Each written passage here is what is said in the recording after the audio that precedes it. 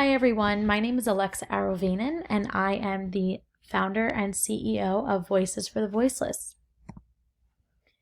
We are a nonprofit organization that works to help battle animal cruelty and abuse, as well as rehabilitating injured animals.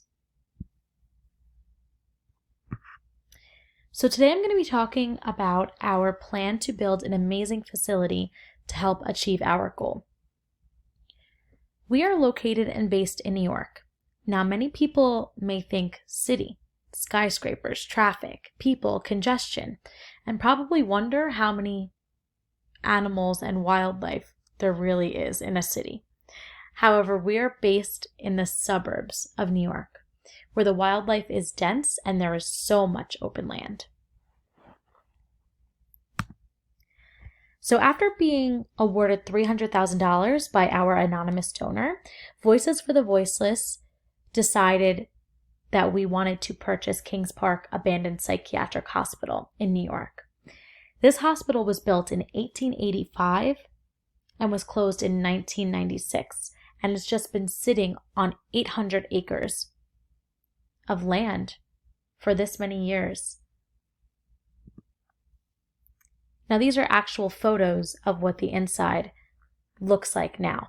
As you can see, there's mass destruction. There is spray paint, graffiti everywhere. That's what this space represents right now. A place for kids to go and hang out and cause destruction and potentially get harmed. We felt like this would be the perfect opportunity to take a negative space and turn it into something so much more positive. So our first step would be purchasing this land, which, like I said earlier, consists of 800 acres. We would be purchasing this land for $100,000. So 1/3 of our money would go towards purchasing the land. This space is perfect for our animals who need a lot of moving around room. After purchasing the land, we would allocate another $100,000 to tear down the building. So what we want to do is build a small facility. So the actual building would be small, but we want to keep the whole land and space open so that our animals can go outside, move around. It makes it a perfect environment for them to feel like they are back in their home, in the wild, but it's still a controlled setting where we can take care of them. So an example of an animal who would need more space like that would be a horse.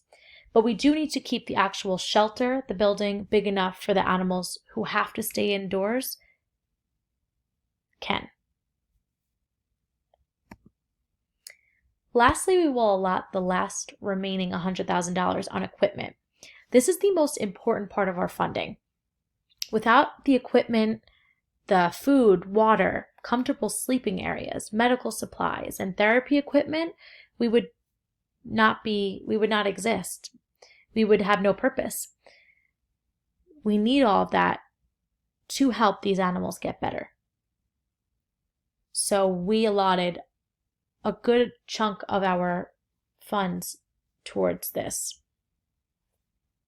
Our main goal is to help protect these animals and prepare them for going back to their natural environment as quickly and safely as possible.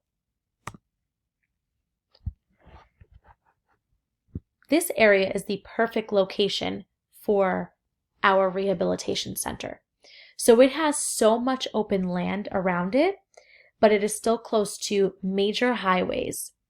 It's right off of a major highway. So it's easy, quick access for animals to come in and out. Also, we are located right on the water. So that opens up our spectrum for what animals we take in and that we can care for. It's pretty amazing because it allows us to take care of so many more animals. We have marine life that we can help as well.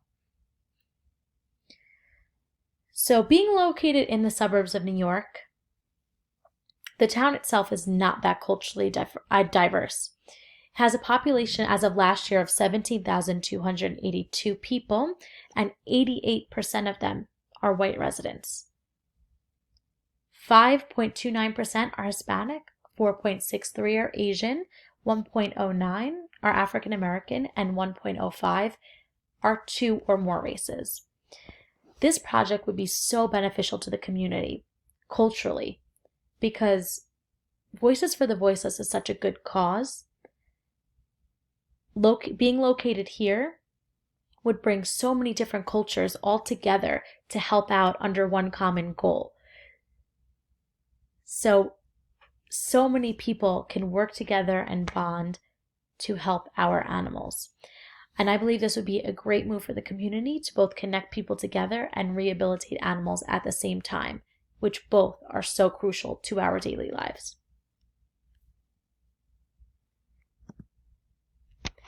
Being able to impact the wildlife and watch the community grow into a place that's more inclusive makes this town a place worth caring about. Building this rehabilitation center changes the whole feel of this community. When people in New York hear of Kings Park, they think of a creepy psychiatric hospital. Now, tearing that down and building this facility takes all of the negative connotations that this town is associated with,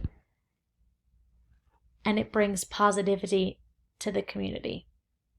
Positive vibes, positive goals, positive outlooks, and proactive, helpful ideas.